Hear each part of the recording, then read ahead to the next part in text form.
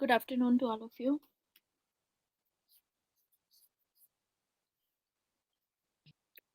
Good afternoon.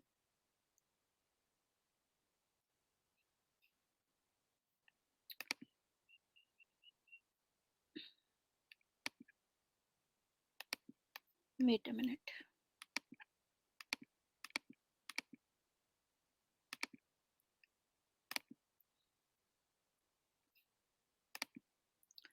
So today we'll start with a new topic, Karl Marx.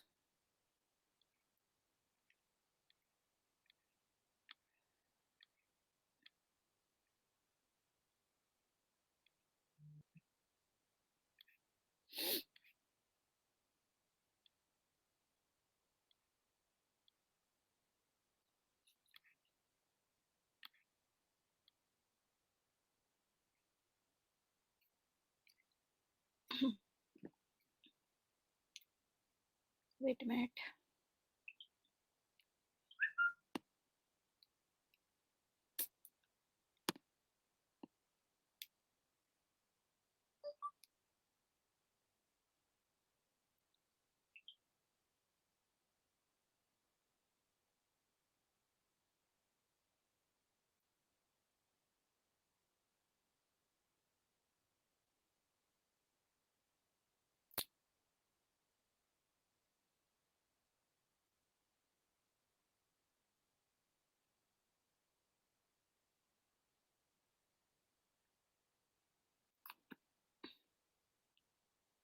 So let us start with the topic Karl Marx. Let me upload the PDF. Start करते हैं फिर. Good afternoon.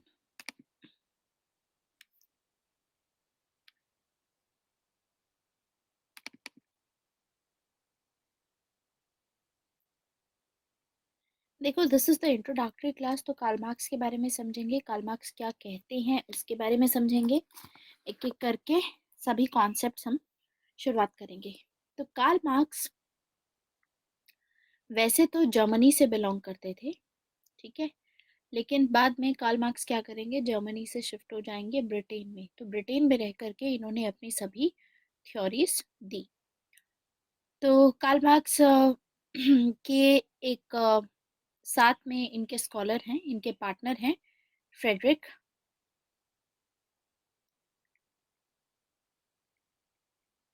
इन्होंने मिलकर के Karl Marx के साथ में partnership में काम किया है. एंड इनकी डेथ होने के बाद में कार्ल मार्क्स की बुक का नाम है दास कैपिटल. इस बुक के 2 वॉल्यूम्स हैं, वॉल्यूम 1 एंड वॉल्यूम 2. तो 1893 में इनके डेथ होने के बाद में इनका जो वॉल्यूम 2 है वो फ्रेडरिक जो होंगे उसको पब्लिश करवाएंगे, ठीक है. सो इनका भी रोल हमारे लिए इम्पोर्टेंट होता है. ये भी मार्क्सिस्ट है और मार्क्सिस्ट पॉइंट ऑफ व्यू से फ्रेडरिक बोलते हैं कि विमेन को रेवोल्यूशन को सपोर्ट करना चाहिए, ठीक है, और कम्युनिज्म लाना चाहिए. क्यों लाना चाहिए? क्योंकि इनका कहना है कि जो कैपिटलिज्म है उसकी वजह से विमेन का एक्सप्लॉयटेशन बहुत हो रहा है. एक्सप्लॉयटेशन इतना हो रहा है, ये कहना है इनका. लेकिन अभी फिलहाल इसके बारे में कुछ लिखने की ज़रूरत नहीं है, क्योंकि फ्रेडरिक एंगल्स को हम आगे कवर करेंगे फेमिनिज्म की आइडियोलॉजी में.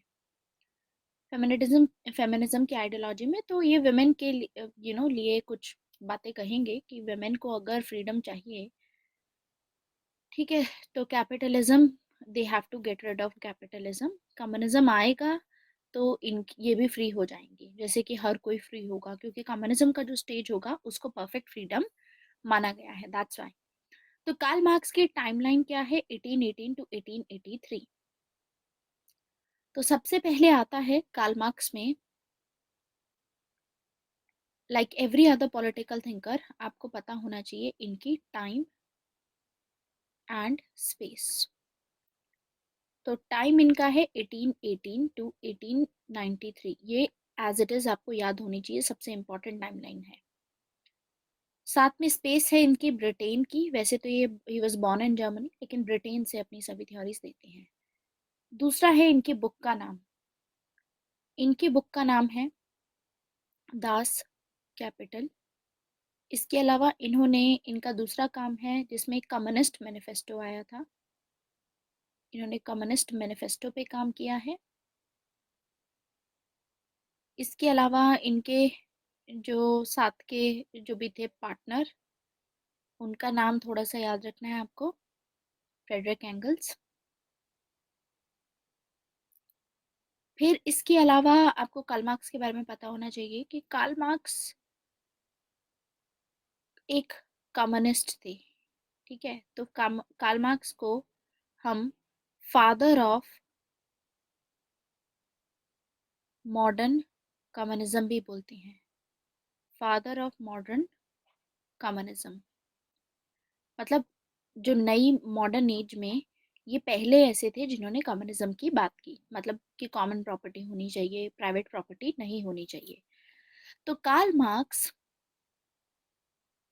पोलराइजेशन की बात करते हैं, पोलराइजेशन ऑफ क्लासेस की बात करते हैं। पोलराइजेशन ऑफ क्लासेस का क्या मतलब है? पोलराइजेशन ऑफ का क्लासेस का मतलब है कि एट द एंड दो ही क्लासेस सामने उभर के आएंगी, एक होगी बुर्जुआजी क्लास, एक होगी वर्किंग क्लास। ठीक है, इसकी बात करते हैं, ये पोलराइजेशन ऑफ क्लासेस की बात करते हैं।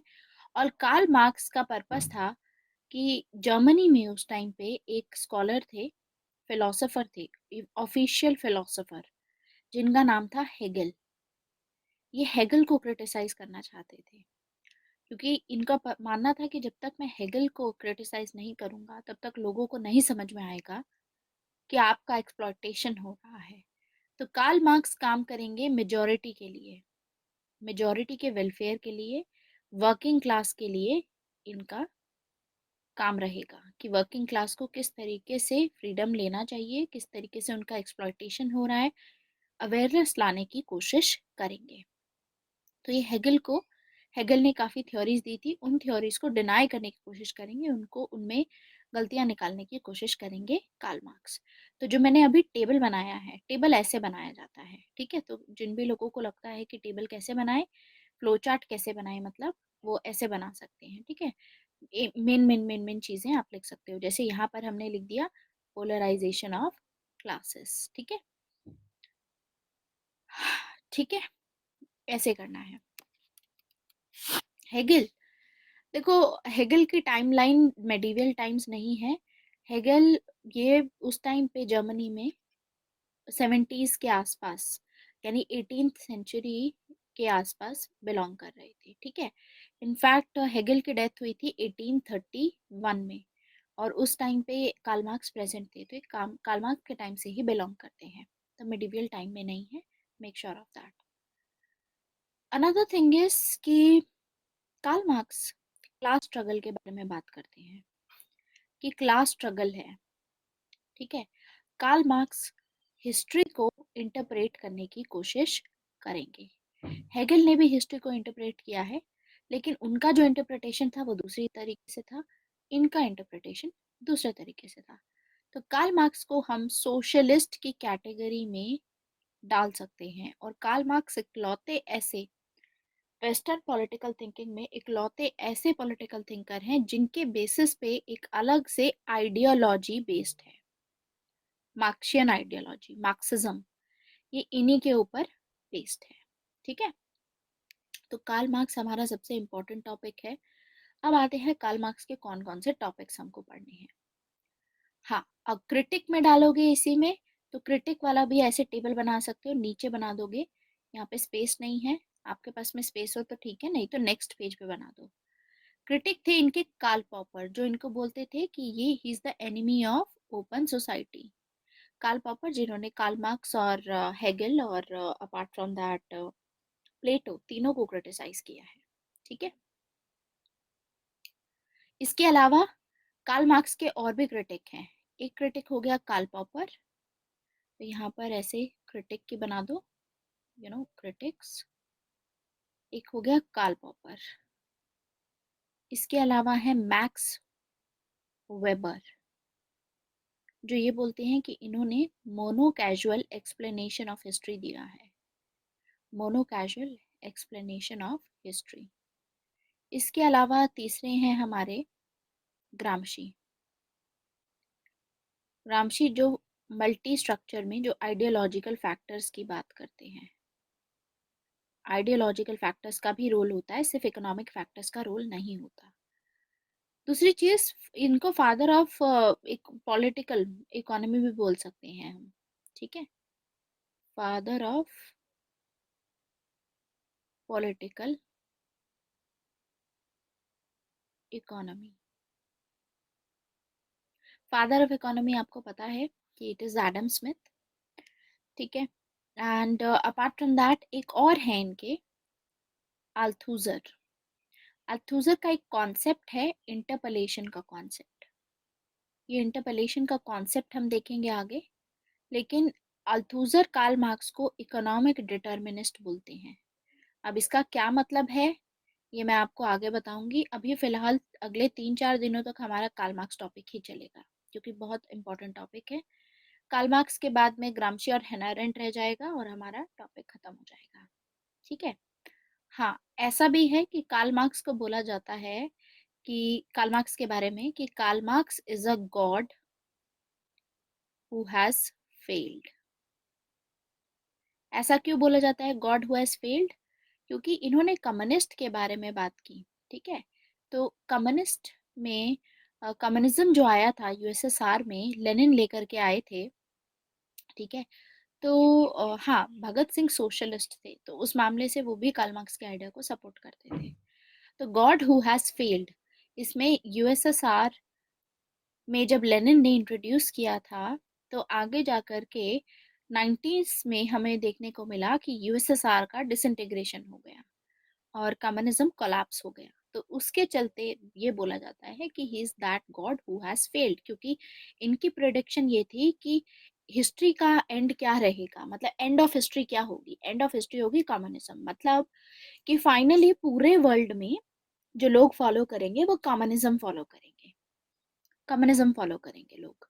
मतलब कैपिटलिज्म जो अभी चल रहा है विच इज डोमिनेंट, वो नहीं होगा। तो इसीलिए आगे कोल्ड वॉर के टाइम्स में काफी इसमें वो था, ठीक है। अभी सोशलिस्ट और कम्युनिस्ट के बीच का डिफरेंस भी मैं आपको बताऊंगी कि इनका क्या डिफरेंस रहता है, ठीक है। देखो, होता तो सेम ही है, लेकिन सोशलिज्म और कम्युनिज्म में थोड़ा डिफरेंस है, लेकिन डिफरेंस है क्योंकि सोशलिज्म में गवर्नमेंट प्रेजेंट होगी, कम्युनिज्म में गवर्नमेंट नहीं होगी, ये बात है इसमें। तो ये थोड़ा सा कवर करेंगे इसको अच्छे से, don't worry, will cover it. काफी इम्पोर्टेंट टॉपिक है ये हमारा, super important topic this is. तो उसमें देखेंगे हम फर्दर। अभी फिलहाल बेसिक्स एक एक करके समझेंगे, आगे जाएंगे कि क्या होता है इसमें, डिफरेंसेस क्या होते हैं सोशलिज्म और कम्युनिज्म के, ये सभी देखेंगे हम आगे।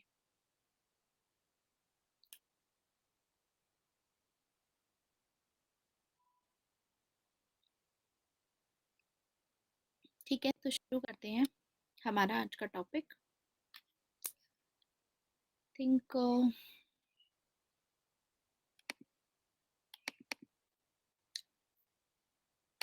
Start, wait a minute. अच्छा, by the way, medium group आप लोगों का जो हिंदी में लिख रहे हैं, तो इंडियन पॉलिटी से related I have shared a PDF in Hindi, Indian polity वाली। आप लोग वहां से पॉलिटी अपनी कवर कर सकते हो, मतलब जो मैं आपको हिंदी में पढ़ा रही हूँ इंडियन गवर्नमेंट एंड पॉलिटिक्स में, वो आप साथ में फॉलो करो। और फॉर हिंदी आपका जो भी वो रहता है, क्या नाम है, हिंदी से रिलेटेड आपकी टर्मिनोलॉजीज रहती हैं, वो उस पीडीएफ से आपकी फुलफिल हो जाएंगी, तो उसमें कोई फिर डाउट नहीं रहेगा आपको, ठीक है। So this is what you have to do, ठीक है। तो शुरू करते हैं कार्ल मार्क्स के बारे में। Who is Karl Marx? Karl Marx के बारे में बोला जाता है, देखो, आज से पहले हमने बहुत सारे फिलोसोफर्स पढ़े हैं। फिलोसोफर्स क्या करते हैं, वो सिर्फ वर्ल्ड को इंटरप्रेट करते हैं। मतलब आज तक जितने फिलोसोफर्स हमने देखे, सिर्फ इंटरप्रिटेशन होता है उनका, कि ऐसा होना चाहिए, वैसा होना चाहिए। जैसे थॉमस हॉब्स की हमने बात देखी, जॉन लॉक की हमने बात देखी, अपनी थ्योरीज देते हैं, अपनी इंटरप्रिटेशन करते हैं, लेकिन what matters is to change the world, कि सोल्यूशन किसने दिया है, कि कैसे हो सकता है, कैसे किया जा सकता है, ठीक है। वर्कर्स कैसे, रियल जो सोल्यूशन है रियल टाइम में वो किसने दिया है, वो मैटर हमारा ज़्यादा करता है। तो इस पर्सपेक्टिव से अगर आप देखोगे तो कार्ल मार्क्स ने सोल्यूशन दिया है कि इस वर्ल्ड में हो क्या रहा है और उसको कैसे सुधारा जा सकता है, वो चीज़ कार्ल मार्क्स ने बताई हमको। तो कार्ल मार्क्स ने इसीलिए अपनी थ्योरी दी है, he calls his theory is praxis. Praxis का मतलब है कि जो थ्योरी इन्होंने दी है उसी थ्योरी में इन्होंने ये बता दिया कि क्या एक्शन आपको लेने की ज़रूरत है, जिसकी वजह से आप अपनी जो सिचुएशंस हैं उसको बेहतर बना सकते हैं, ठीक है। तो एक्शन बेस्ड ऑन थ्योरी, जो एक्शंस होते हैं ऐसे जो थ्योरी पे बेस्ड होते हैं उसको हम प्रैक्सिस बोलते हैं, ठीक है। प्रैक्सिस बोलते हैं मतलब जिस थ्योरी से दैट, जिसको पढ़ करके आपको पता चले कि क्या हो रहा है और उससे फिर आपको एक्शन भी बताया जाए कि ये एक्शन लेना चाहिए। जैसे कि कार्ल मार्क्स ने एक्शन लेने से रिगार्डिंग ये बोला था कि वर्किंग क्लास को रेवोल्यूशन लाना चाहिए, और रेवोल्यूशन लाने का, कब रेवोल्यूशन लाना चाहिए ये बताया था, और क्या होना चाहिए उसमें, सब कुछ चीजें बताई थी कि धीरे धीरे आगे फ्यूचर में क्या होगा। तो प्रैक्टिस का मतलब होता है कि जो भी हमें करना है, ठीक है, सबसे पहले उसकी जो थियोरेटिकल अंडरस्टैंडिंग होती है वो प्रॉपर अंडरस्टैंडिंग होनी चाहिए आपके दिमाग में। It should be based on understanding, we must formulate the policies. मतलब कोई भी एक्शन अगर आपको लेना है पहले थ्योरी समझ के समझो उसको, प्रॉपर अंडरस्टैंडिंग होगी कि हो क्या रहा है, रूट कॉज क्या है, उसके बाद कोई एक्शन लो।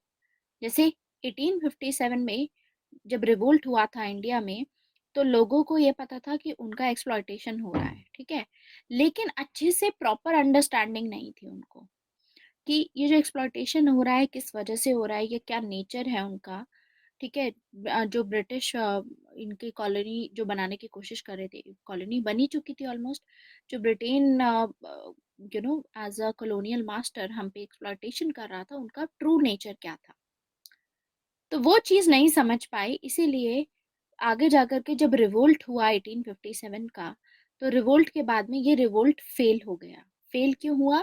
फेल होने का रीज़न ये था क्योंकि इन लोगों को प्रॉपर अंडरस्टैंडिंग नहीं थी। आपको पहले प्रॉपर अंडरस्टैंडिंग होनी चाहिए, पहले समझो कि हो क्या रहा है, उसके बाद में फिर आप पॉलिसीज फॉलो करो कि ये फॉलो करके हम ऐसे रोक सकते हैं, ठीक है।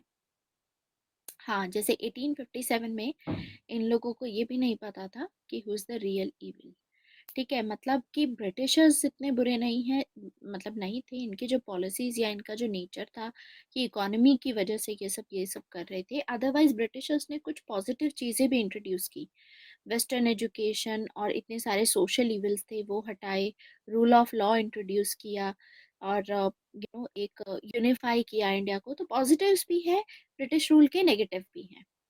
तो आपको हर चीज को पहले अंडरस्टैंड करना होगा, समझना होगा, उसी के बाद हम कोई एक्शन लेंगे। तो कार्ल मार्क्स अपनी सभी थ्योरीज में यही करते हैं।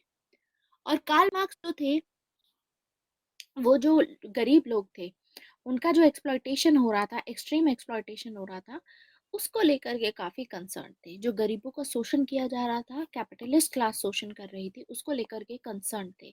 तो इसीलिए ये चाहते थे to give them life of dignity, क्या कि ये भी डिग्निटी के साथ में जी पाए, ठीक है, इनका इतना ज्यादा शोषण ना हो। तो इसीलिए ये as a critic of capitalism उभर के आते हैं, मतलब ये क्रिटिसाइज करते हैं इनको, कैपिटलिज्म को, ठीक है। एंड ये बोलते हैं कि जो कैपिटलिज्म है वो इनह्यूमन है। तो अपनी बहुत सारी थ्योरीज होंगी जो ये देंगे, जिसमें ये बताने की कोशिश करेंगे कि कैपिटलिज्म जो है वो इतना इनह्यूमन है कि कैपिटलिज्म आपकी भलाई के बारे में ये कभी नहीं सोचेंगे। कैपिटलिज्म का जो आइडिया है वो लिबरलिज्म को प्रमोट करता है। लिबरलिज्म को मतलब आपको आज़ादी है, आप अपने मुताबिक जो भी करना चाहें वो कर सकते हैं, ठीक है। तो ये इस आज़ादी की बात करते हैं कि ये आज़ादी रियल आज़ादी नहीं है। आपको लगता है कि आप, आपके दिमाग में कि ये रियल है, but that is not real, ये आपका एक्सप्लॉयटेशन कर रहे हैं, ठीक है। तो ऐसा कार्ल मार्क्स का कहना था। और रीजन ये था कि अगर आप टाइमलाइन देखो कार्ल मार्क्स की, तो टाइमलाइन है 1818 टू 1883। तो 1818 टू 1883 में आपको पता है कि इंडस्ट्रियलाइजेशन हो चुकी थी, और ब्रिटेन में उस टाइम पे, ब्रिटेन हो गया, जर्मनी हो गया, इन सभी जगह पे इंडस्ट्रियलाइजेशन बहुत जोरों शोरों पे चल रही थी, जिसकी वजह से रूरल एरिया से या कंट्री साइड से जो लोग थे, वो लोग आकर के अर्बन एरियाज में सेटल हो रहे थे इन terms of finding the jobs, employment opportunity की परस्पेक्टिव से, कि एम्प्लॉयमेंट मिलेगी यहाँ पर, ठीक है, एंड शहर में आकर के वो रहने लगे। लेकिन जो इनकी कंडीशंस थी अर्बन एरिया में, जो इंडस्ट्रीज में काम कर रहे थे, इनको बहुत एक्सप्लॉइट किया जाता। पहले था कि इन लोगों को 12 से 15 घंटे से भी ज्यादा काम करवाया जाता था, ठीक है, 12 से 15 घंटे। एंड यानी अभी की जो लिमिट है 8 से 10 घंटे की लिमिट है, 8 घंटे की है I think, if I am not wrong. It is like 5 5 घंटे की होगी या फिर 10 घंटे की होगी। तो लेकिन पहले ऐसा था, 12 15 की थी, ठीक है। एंड अभी और इसके अलावा इनके इनके लिए कोई वो नहीं थे, मतलब कोई रहने की जगह या फैसिलिटीज, जैसे आजकल जो कंपनीज होती हैं या जो भी इंस्टीट्यूशंस होते हैं, एमएनसीज होती हैं, वो एटलीस्ट रेजिडेंशियल पर्पसेस से इनको प्रोवाइड करती हैं, ठीक है। जैसे कि अगर आप बैंकिंग में भी जॉब करते हो, तो किसी में भी हो, एसबीआई में हो या आप लेट्स से पीएनबी में भी हो, तो आपको जो सैलरी मिलती है वो अलग से मिलेगी। उसके अलावा आपको जो अकोमोडेशन का आपका होता है, जहाँ पर भी आप रहते हो, उसके लिए भी सर्विसेज दी जाती हैं। ऐसे ही आपका पेट्रोल का भी आपको दिया जाता है, ठीक है, पेट्रोल जो ट्रैवल करके आते हो आजकल वो भी दिया जाता है। अपार्ट फ्रॉम दैट बाकी सब चीज़ें भी दी जाती हैं, जैसे खाने का एक टाइम का मील का आपको मील कूपन दिए दिए जाते हैं, ठीक है, जिसमें आप वो कर सकते हो। देन फर्नीचर का दे देते हैं बैंकिंग में, ये सब चीज़ें होती हैं, ठीक है। एंड जो भी आपके फोन का तक बिल दिया जाता है इसमें, ठीक है, ऐसा भी होता है। मतलब काफी इसमें न्यूज़पेपर के लिए अलग से होता है। मतलब पॉइंट इज कि आज के टाइम पे बहुत ह्यूमन बना दिया गया है ये सब चीजें, उस टाइम पे ऐसा नहीं था। उस टाइम पे ऐसा नहीं था, उस टाइम पे ऐसी कोई सर्विसेज, कोई वो चीज नहीं थी। तो ये लोग जो भी कंडीशंस में रहा करते थे, वो बहुत पुअर कंडीशंस में रहा करते थे, ठीक है। इनके पास में सिर्फ खाने भर को जो इनके वेजेस हुआ करते थे, वो बहुत ही कम हुआ करते थे वेजेस। आज के टाइम पे तो मिनिमम बेसिक इनकम जो बोलते हैं हम, मिनिमम वेजेस की बात की जाती है। मिनिमम वेजेस प्रेजेंट हैं सभी कंट्रीज में, कि 1 घंटे का इतना मिनिमम मिलेगा ही, या एक दिन का 8 घंटे का 1000 रुपए से कम नहीं होना चाहिए। आजकल मिनिमम वेजेस आ गए हैं 500 या 1000, इस टाइप से होता है, ठीक है। तो ये मतलब पहले उस टाइम पे वेजेस भी कम थे इनके, जहाँ पर ये लोग रहते थे लिविंग कंडीशंस अच्छी नहीं थी, ठीक है, चॉल्स में भी, और मतलब ऐसे डेंस एरियाज में रहते थे, ठीक है। एंड मिनिमम वेजेस का कॉन्सेप्ट अब इंडिया में आने वाला है। वैसे इंडिया में इन टर्म्स ऑफ दिस जो छोटे लेवल पे हैं, छोटे तबके की जो जॉब्स होती हैं सरकारी, जैसे कि जब आप माली वगैरह जो लगाते हैं, जैसे डीसी अगर आप लगोगे, आईएएस लगते हो, तो आपके नीचे जो वर्कर्स रखे जाते हैं, उनकी अब बेसिक सैलरी 18,000 कर दी गई है, कि उनकी 18,000 से कम नहीं होगी, कम से कम 18,000 उनको मिलेगी। ऐसा कुछ भी है, मतलब दिस इज द सिनेरियो, मतलब इन, ठीक है। तो इंडिया में अभी बिल्स की बात आ रही है, ठीक है। तो यहाँ पर भी हो जाएगा फिर, बहुत जल्दी ही।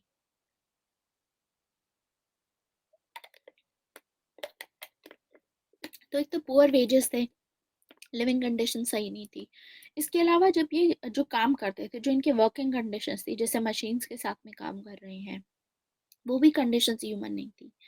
मतलब खाना खाने का टाइम नहीं दिया जाएगा ज़्यादा, 5 10 मिनट का खाना खाने के मतलब रिलैक्स करने का थोड़ा टाइम देना चाहिए, आधा घंटा 1 घंटा, so that then they can resume working. ये इतनी इनह्यूमन कंडीशंस थी। बिकॉज कैपिटलिज्म का देखो मेन प्रायोरिटी क्या होती है कैपिटलिज्म की। कैपिटलिज्म का जो ऑब्जेक्टिव होता है, वो होता है प्रॉफिट मैक्सिमाइजेशन। इनको सिर्फ अपने प्रॉफिट से मतलब है, इनको मतलब नहीं है कि सामने वाले के साथ में क्या हो रहा है, ठीक है। ये चीज हम जॉन स्टुअर्ट मिल में भी देख चुके हैं।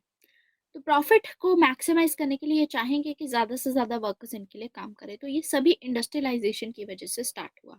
तो अगर हम रॉसू के साथ में इसको कनेक्ट करेंगे, तो रॉसू भी यही बोलते थे कि जब से मॉडर्नाइजेशन आई, इंडस्ट्रियलाइजेशन आई, रैशनलाइजेशन हुआ, तो लोगों ने इतना ज़्यादा सोचना और ये सब शुरू कर दिया कि लोगों का now they are not happy.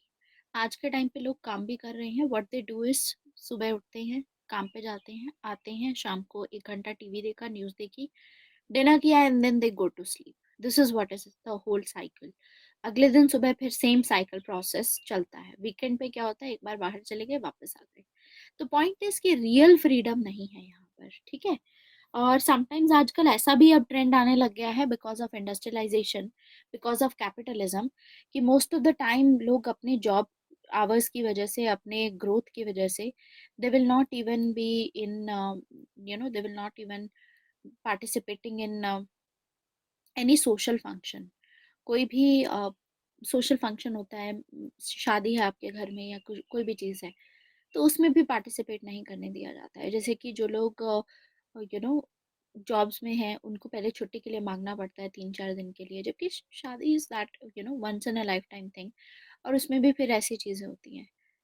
तो आजकल के जो, अभी फिलहाल जो कल्चर फॉलो किया जा रहा है, जो भी ट्रेंड फॉलो हो रहा है, उसमें इसकी वजह से कार्ल मार्क्स एक अपना कॉन्सेप्ट बताते हैं, एलियनेशन का कॉन्सेप्ट, कि मैन अब बहुत ज़्यादा आजकल डिप्रेशन के केसेस क्यों आ रहे हैं, वो इसी वजह से आ रहे हैं।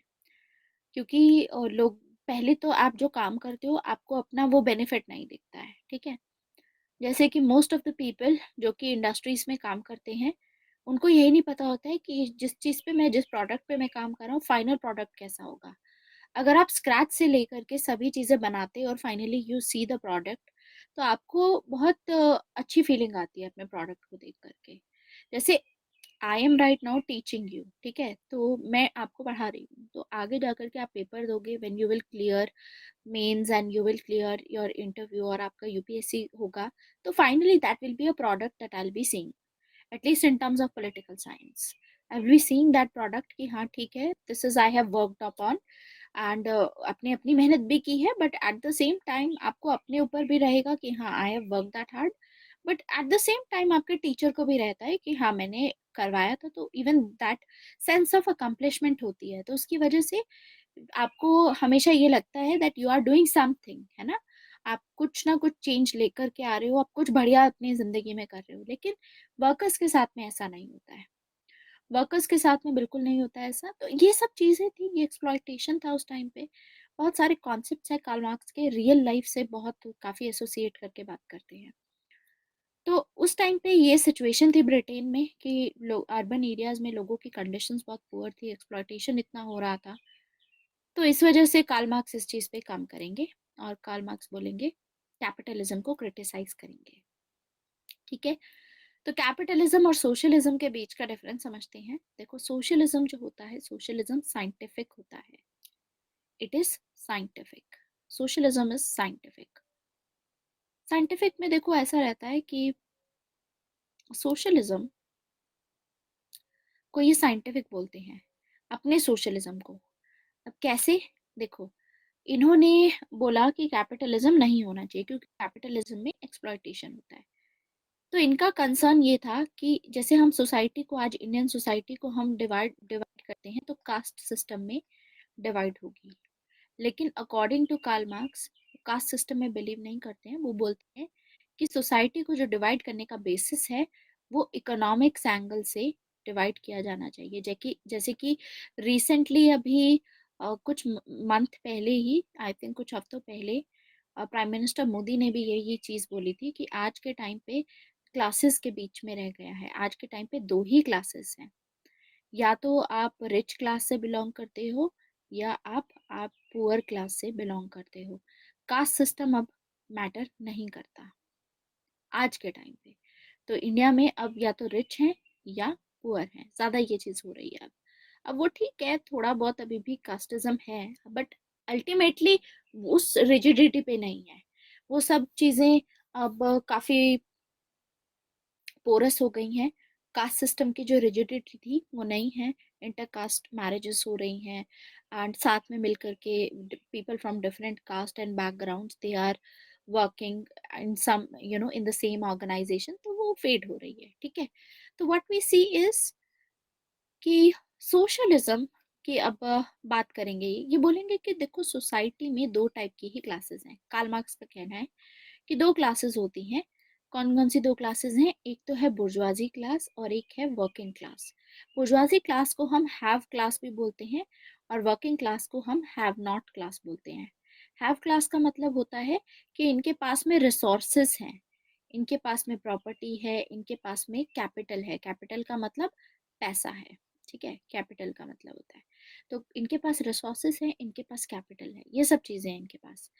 लेकिन जो वर्किंग क्लास है, ना तो इनके पास में लैंड है, ना ही इनके पास में पैसा है। तो अब क्या होगा? मतलब only thing that they have is labour. ये सिर्फ अपनी लेबर दे सकते हैं, ठीक है, दूसरे इंसान को। तो ये हैव क्लास हो गई, ये हैव नॉट क्लास हो गई। दूसरा, इस क्लास को, बुर्जुआजी क्लास को हम प्रॉपर्टीड क्लास भी बोल सकते हैं। प्रॉपर्टीड क्लास का मतलब होता है जिस क्लास के पास में प्रॉपर्टी होती है। और इस क्लास को हम प्रोलिटेरिएट प्रोलिटेरिएट क्लास बोल सकते हैं। प्रोलिटेरिएट का मतलब होता है प्रॉपर्टी लेस क्लास, मतलब इनके पास में प्रॉपर्टी नहीं है। तो हैव क्लास हो गई, हैव नॉट होगी, bourgeoisie, working class, capitalist class भी बोल सकते हैं, एंड यहाँ पर पुअर क्लास बोल सकते हैं। यहाँ पर प्रॉपर्टी प्रोलिटेरिएट, मतलब सभी एक ही नाम है, ठीक है, ये नाम आप लिख सकते हैं। और इसके अलावा आप ये भी लिख सकते हैं कि ये जो क्लास है ये एक्सप्लॉइटर क्लास है। ये एक्सप्लॉइट करती है सामने वाले को, उसका फायदा उठाती है। इसको एक्सप्लॉइटेड क्लास बोला जा सकता है, एक्सप्लॉइटेड क्लास। क्लियर? तो कार्ल मार्क्स इस तरीके से डिवाइड करते हैं इन टर्म्स ऑफ क्लासेस, कि दो क्लासेस होती हैं, ये दो क्लासेस हैं, ठीक है। और इनका कहना है कि जो बुर्जुआजी क्लास है वो वर्किंग क्लास को एक्सप्लॉइट करती है, एक्सप्लॉइट करती है, इनको, इनका फायदा उठाती है, ठीक है। तो अब जब ये इनको एक्सप्लॉइट कर रही है, तो इन लोगों को क्या करना चाहिए? इन लोगों को, इनको, इनके अगेंस्ट में रेवोल्यूशन लाना है। और ये जो रेवोल्यूशन होगा ये वॉयलेंट रेवोल्यूशन होगा।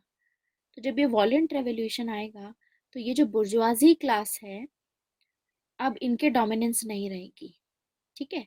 तो ये वो वाली क्लास है जिसको अभी फिलहाल कैपिटलिस्ट कंट्रीज में, इस क्लास को, बुर्जुआजी क्लास को स्टेट सपोर्ट करता है।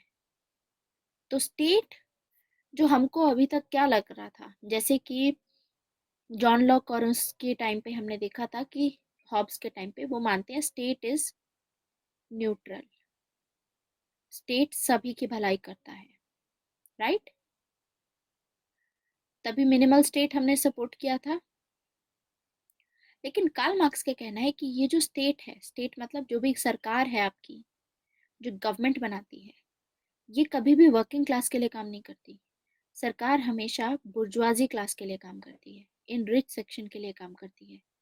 तो इस टर्मिनोलॉजी को हम क्रॉनी कैपिटलिज्म भी बोलते हैं। तो आपने कभी जब द हिंदू पढ़ा होगा तो कभी ऐसा भी आया होगा जिसमें पॉलिटिक्स से रिलेटेड ऐसी कोई बात की गई होगी जिसमें टर्मिनोलॉजी यूज की गई होगी क्रॉनिक कैपिटलिज्म। तो क्रॉनिक कैपिटलिज्म का साफ मतलब होता है कि जब जो गवर्नमेंट है, जब जो सरकार है, उसका नेक्सस होता है, सरकार का नेक्सस होता है, पॉलिटिशियंस का नेक्सस होता है इन इंडस्ट्रियलिस्ट के साथ में, ठीक है। तो उसको क्रॉनिक कैपिटलिज्म बोलते हैं कि उनके लिए काम करते हैं। जैसे कि अगर कांग्रेस पावर में आई, जब पहले 2013 से पहले थी, तो जो वाड्रा था, ठीक है, रॉबर्ट वाड्रा, इनकी काफ़ी, इनको बहुत ऐसी पॉलिसीज, बहुत ऐसे इनके टेंडर पास किए गए, ये सब था जो केसेस हम आजकल देखते हैं। तो इसको क्रॉनिक कैपिटलिज्म बोलते हैं, nexus of industrialist and the government, ठीक है। लैंड इशू से रिलेटेड आपने देखा होगा। तो सेम चीज, वही सेम चीज बता रहे हैं कार्ल मार्क्स, कि जो गवर्नमेंट होती है वो हमेशा इन्हीं को सपोर्ट करती है, बुर्जुआजी को सपोर्ट करती है। जैसे कि आप ये देखो कि जो राफेल डील से रिलेटेड इशू हुआ था, उसमें भी बोला गया था कि ये अंबानीज को डील दी गई थी, तो किस बेसिस पे दी गई, ये सब चीजें हैं, ठीक है। तो उसमें भी क्रॉनिक कैपिटलिज्म का कहीं ना कहीं, जो भी एक्विजिशन है, अब हमें नहीं पता क्या था, लेकिन एक्विजिशन ये है कि ऐसा हुआ था। तो वो भी एक यही चीज रिफ्लेक्ट करता है कि सरकार कहीं ना कहीं बुर्जुआजी क्लास को सपोर्ट जरूर करती है, तो वर्किंग क्लास के वेलफेयर में कभी काम नहीं करेगी, ऐसा बोलना था कार्ल मार्क्स का, कि जो स्टेट है वो हमेशा इनको सपोर्ट करता है। इसीलिए इनका कहना था कि वर्किंग क्लास को स्टेट के अगेंस्ट में भी रिवोल्ट करना होगा, और ये जो रिवोल्ट होगा वायलेंट होगा। तो इससे क्या होगा, ये जो कंट्रोल हो रहा है, बुर्जुआजी क्लास जो कंट्रोल कर रही है स्टेट को, तो ये पूरा कंट्रोल यहाँ से हट जाएगा, और ये जो कैपिटलिज्म है, अब यहाँ से चेंज कर दो, सोशलिज्म आ जाएगा। फिर सोशलिज्म आ जाएगा, और आगे जा करके फिर लास्ट में आ जाएगा कम्युनिज्म। और कम्युनिज्म, जैसे प्लेटो ने एक आइडियल स्टेट की बात की थी, परफेक्ट स्टेट की बात की थी, ऐसे ही ये जो कम्युनिज्म है ये भी परफेक्ट स्टेट होगा। समझे? ओके, तो ये भी परफेक्ट स्टेट होगा। तो यानी जैसे प्लेटो का यूटोपिया था आइडियल स्टेट, वैसे ही कार्ल मार्क्स का भी यूटोपिया है। यूटोपिया मतलब इमेजिनेशन, जो कि कभी रियलिटी में एग्जिस्ट नहीं हो सकती। तो अभी भी बेसिक ही पढ़ रहे हैं हम, वापस आते हैं। कार्ल मार्क्स का ये जितना अभी तक समझाया सबको समझ में आया, बेसिक्स ऑफ कार्ल मार्क्स। तो कार्ल मार्क्स इसीलिए चाहते थे कि हमको कैपिटलिज्म को हटाना है, और कैपिटलिज्म को हटा करके हमें सोशलिज्म लाना है। तो कैपिटलिज्म क्या काम करता है, सोशलिज्म क्या काम करता है, बेसिक डिफरेंस बताते हैं। नहीं, साइंटिफिक होता है अकॉर्डिंग टू हिम, साइंटिफिक इसीलिए बोलते हैं ये सोशलिज्म को, इनका सोशलिज्म साइंटिफिक है, क्योंकि इन्होंने जो बेसिस दिया है सोशलिज्म का, वो बोलेंगे कि जो मेरी थ्योरी है वो साइंस के बेस पे है, ठीक है, साइंटिफिक बेसिस पे अपनी थ्योरी देंगे। आज से पहले जो स्टेट को सपोर्ट करवा रहे थे, जैसे हेगल थे उस टाइम पे जर्मनी में, हेगल बोलते थे हिस्ट्री को लेकर के, हेगल भी प्लेटो जैसे ही थे, आइडियलिस्ट थे। तो ये बोलते थे कि उस टाइम पे देखो, साइंटिफिक का मतलब है ये सोशलिज्म जो बोलेंगे प्रमोट करेंगे उसको लॉजिकल बेसिस पे बोलेंगे, बोलेंगे कि लॉजिक लगा कर के देखो कि क्या पहले, सबसे पहले क्या हुआ था। तो इस पर्सपेक्टिव से एक एक अभी एक देंगे, एक कॉन्सेप्ट बोलेंगे। अभी मैं फिलहाल बताना नहीं चाहती हूँ आपको, क्योंकि शायद आज उसकी बात ना हो, उसकी बात हम कल करेंगे, तो इसीलिए there is no need, but ठीक है, कनेक्टिविटी पर्सपेक्टिव से आई विल टेल यू कि हिस्टोरिकल एक्ट ऑफ मैन, ये एक ऐसा कॉन्सेप्ट देते हैं, हिस्टोरिकल एक्ट ऑफ मैन। मतलब जब इंसान इस दुनिया में आया तो सबसे पहला स्टेप इंसान ने क्या लिया, उसको बताएंगे, जो भी स्टेप लिया उसको एक्सप्लेन करने की कोशिश करेंगे लॉजिक के थ्रू, और फिर बोलेंगे कि इसीलिए सोशलिज्म बेस्ट है, इसीलिए कम्युनिज्म बेस्ट है, ठीक है। और इसीलिए जो चीज़ इम्पोर्टेंट है वो ये चीज़ है, और उसको उसका बेसिस बना करके आगे सोसाइटी में चेंज लाने की बात करेंगे कार्ल मार्क्स, ठीक है। तो अपने सोशलिज्म को ये साइंटिफिक बोलते हैं, और ये बोलते हैं कि सोशलिज्म आएगा क्यों। अब कैपिटलिज्म को हटाया, पहले कैपिटलिज्म था, रेवोल्यूशन लेकर के आए, रेवोल्यूशन आया, वॉलेंट रेवोल्यूशन। देखो, एक होता है पीसफुल रेवोल्यूशन जिसमें प्यार से मतलब आप एक डायलॉग करो और फिर चेंज लेकर के आओ, जैसे जॉन लॉक में हमने पढ़ा, वो पीसफुल रेवोल्यूशन था, ठीक है। लेकिन यहाँ वॉलेंट रेवोल्यूशन की बात की गई। वॉलेंट रेवोल्यूशन होता है जिसमें लड़ाई आप करो, और मतलब हो सकता है तो सामने वाले को मारना भी पड़े, तो पीसफुल हो जाता है गांधी का, और वॉलेंट हो जाता है कार्ल मार्क्स का, ठीक है। तो रेवोल्यूशन की बात करते हैं, ये कि रेवोल्यूशन लाना पड़ेगा हमें कैपिटलिज्म में, और फाइनली सोशलिज्म एस्टैब्लिश होगा। लेकिन सोशलिज्म फाइनलिटी नहीं होगी, ऐसा नहीं है कि आखिरी में जो चीज उभर के आएगी वो सिर्फ सोशलिज्म प्रिवेल करेगी, नहीं। सोशलिज्म सिर्फ एक वे है, एक स्टेज है जिससे हम ट्रांजिशन में, ट्रांजिशनरी स्टेज है, मतलब यहाँ से अब आगे ट्रांसफॉर्म करेंगे कम्युनिज्म में आगे। इसी के चलते सोशलिज्म का एम यही है लाने का कि आगे जाकर के कम्युनिज्म एस्टैब्लिश किया जाए। कम्युनिज्म मतलब जिसमें कॉमन प्रॉपर्टी हो, जिसमें प्राइवेट प्रॉपर्टी अबॉलिश कर दी जाए, जिसमें स्टेट अबॉलिश कर दिया जाए। तो कम्युनिज्म में दो चार बातें बोली जाती हैं। कम्युनिज्म में, कम्युनिज्म की जो स्टेज है वो कैसी स्टेज है, कम्युनिज्म में बोला जाता है कि यहाँ पर कॉमन प्रॉपर्टी रहेगी। मतलब अब कॉमन प्रॉपर्टी का मतलब जितने भी रिसोर्सेज हैं, जैसे कि पानी हो गया, इलेक्ट्रिसिटी हो गया, और कोल हो गया आपका, ठीक है, कोल, ये सभी जो रिसोर्सेज है हमारे, इनकी जो डिस्ट्रीब्यूशन होगा वो इक्वली होगा, सभी में इक्वल होगा, कॉमन है, वो सभी का उस पर इक्वल हक है। तो कम्युनिज्म सोशलिज्म के काफी करीब आता है, इसीलिए कम्युनिज्म और सोशलिज्म में हम देखते हैं कि जो प्रायोरिटी ये लोग देते हैं, ये इक्वालिटी को प्रायोरिटी देते हैं, कि इक्वालिटी होनी चाहिए। ठीक है। एंड कैपिटलिज्म का जो आइडिया है, कैपिटलिज्म का आइडिया हमारा लिबरलिज्म के पास में आता है। और लिबरलिज्म में क्या होता है, लिबरलिज्म की कोर वैल्यू होती है लिबर्टी। ये लिबर्टी पे ज्यादा ध्यान देते हैं, ये इक्वालिटी पे ध्यान नहीं देते।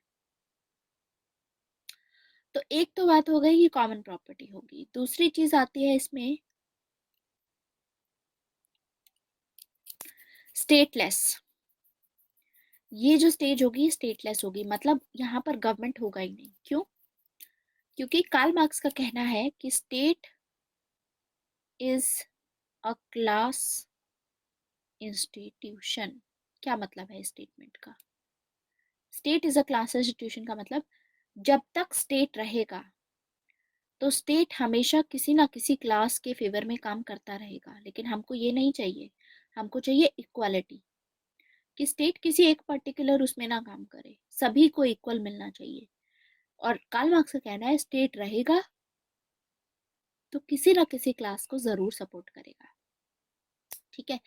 अब जैसे डिफरेंस आपको बताती हूँ, एक है कैपिटलिज्म एंड देन है हमारा सोशलिज्म। अगर हमें इसको डिफरेंशिएट करना हो तो आपको पता है कैपिटलिज्म में जो स्टेट रहेगा वो सपोर्ट करेगा बुर्जुआजी क्लास को, जो कैपिटलिस्ट क्लास है। लेकिन सोशलिस्ट में स्टेट रहता है और स्टेट सपोर्ट करता है वर्किंग क्लास को। तो यानी यहाँ पर स्टेट माइनॉरिटी माइनॉरिटी वाले को सपोर्ट कर रहा है। माइनॉरिटी में कौन है? Bourgeoisie class. क्योंकि रिच लोग सिर्फ 1% है वर्ल्ड में, बाकी के जो लोग हैं वो या तो मिडिल क्लास का पार्ट है या फिर वर्किंग क्लास। मेजॉरिटी जो लोग हैं वो सोशलिज्म में सपोर्ट किया जाएगा। ठीक है। ये डिक्टेटरशिप ऑफ मेजॉरिटी है, ये डिक्टेटरशिप ऑफ माइनॉरिटी होगी। दूसरी चीज ये है कि यहाँ पर जो स्टेट होगा, ठीक है, वो इनके लिए काम करेगा। तो state is an executive committee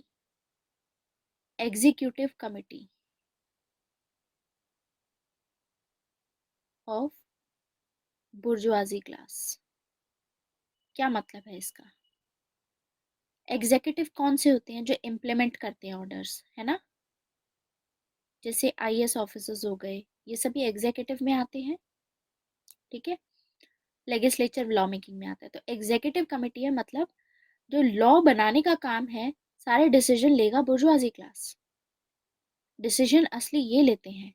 और जो स्टेट हमें दिखाई देता है वो तो बस उसको एग्जीक्यूट करता है, वो तो बस उसको इम्प्लीमेंट करता है। तो it is an executive committee of bourgeoisie class. और कैपिटलिज्म